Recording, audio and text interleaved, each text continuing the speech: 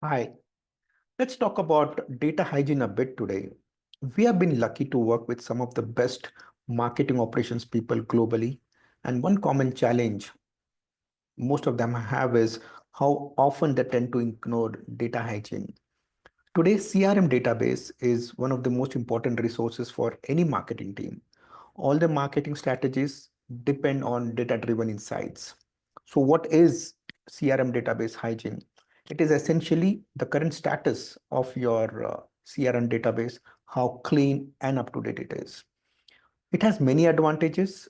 Well, the common advantages are it helps you in informed decision making process.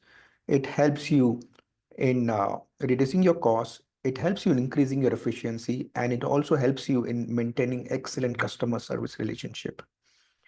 I know it's a painful job. It's a job that not many marketers want to take it up. However, it's an important one. It's an important one for your company's bottom line, and that's revenue. If you want to know more about data hygiene, please connect. Thank you.